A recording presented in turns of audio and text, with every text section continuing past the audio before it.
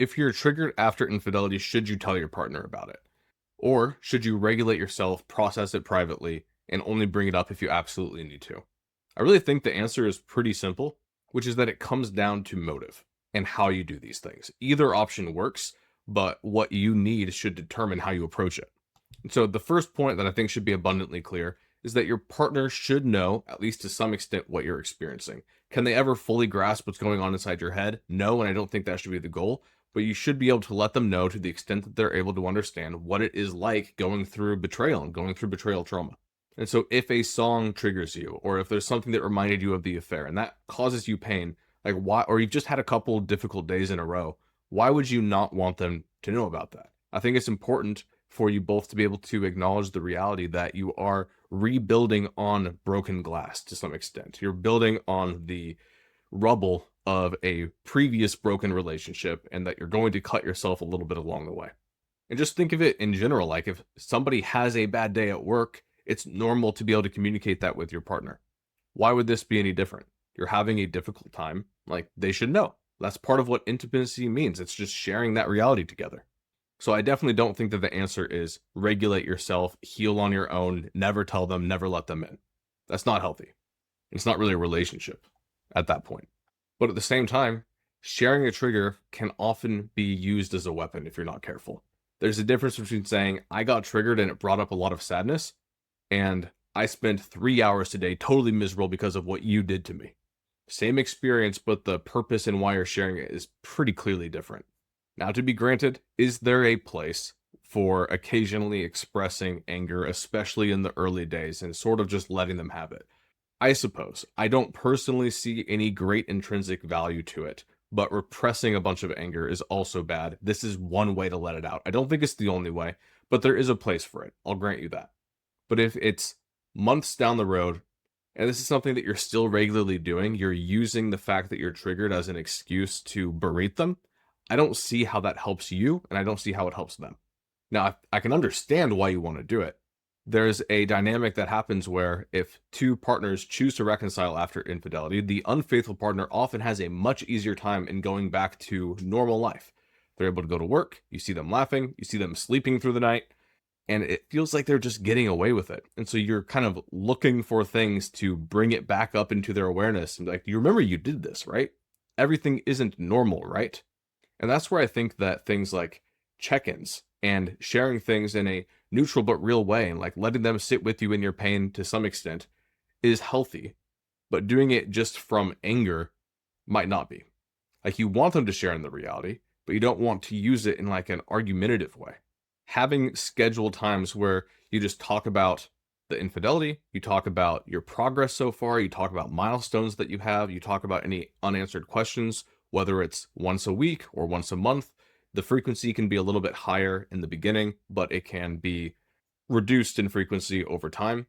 I think having those check-ins can help you feel like, yes, they're taking it seriously, I'm taking it seriously, we're not sweeping it under the rug. That part is important. But don't feel like you have to stay in pain or drag them into your pain just to make that point. I think another really important thing to emphasize, though, is that you don't want to get to a place where your partner is responsible for every trigger. And by responsible, I mean that both practically and morally. Yes, the overall situation is definitely their fault, but why you're being triggered every single moment, pointing the finger back to them and saying, this is all your fault, you're evil, you're bad, you're doing this to me right now. It's like, yes, what they did in the past caused this, or at least contributed to it. But assigning moral blame every single time, like they wronged you in that moment, is not useful. Likewise, it's not useful to say, I'm triggered now, it's your job to get me out of this. Because again, anything that just takes the locus of healing and takes it from you and puts it on someone else is going to be just detrimental to you long term. Part of healing is developing the ability to encounter a trigger and saying, this hurts, but I know how to work through it. And you want to get to the place where you have freedom, where you can either process it yourself and never say anything to your partner about that one, or where you'll regulate yourself first and tell your partner later. Or maybe you are just pissed in the moment, you want to tell them, then it's like, forget this, I'm going to go process this on my own. I'm going to go calm down, go for a walk, whatever it may be for that specific moment that you want to do. Or maybe occasionally they do stay in that moment with you and help you process your feelings. All of those options are fine. But if you're trapped in just one way of being able to heal, then you're just becoming more and more dependent on them, which is especially dangerous if you do realize one day that you do want to leave them, that you don't think that this is worth reconciling over. If you're still dependent on them to handle every intrusive thought, how would you ever have the independence to be able to leave if you need to?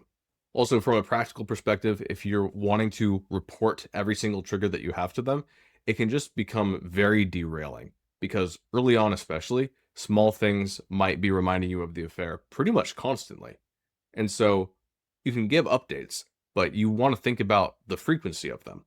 You could say something like, this week, I've been noticing that this and this have been triggering for me. You're able to kind of deal with things in the moment, but then still report it later. You're able to pick and choose throughout the day what you want to highlight.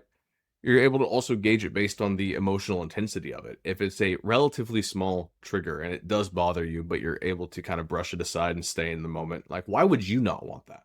Where is any joy in life if you're just constantly being pulled into these conversations about everything that triggers you?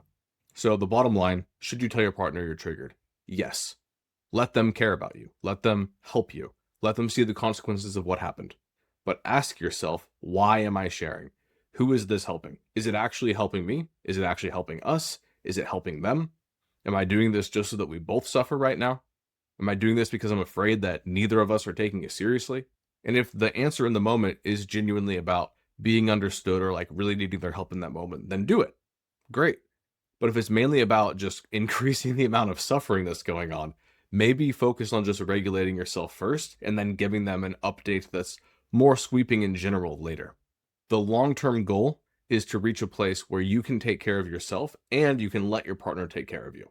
And don't so overemphasize one that you're neglecting the other.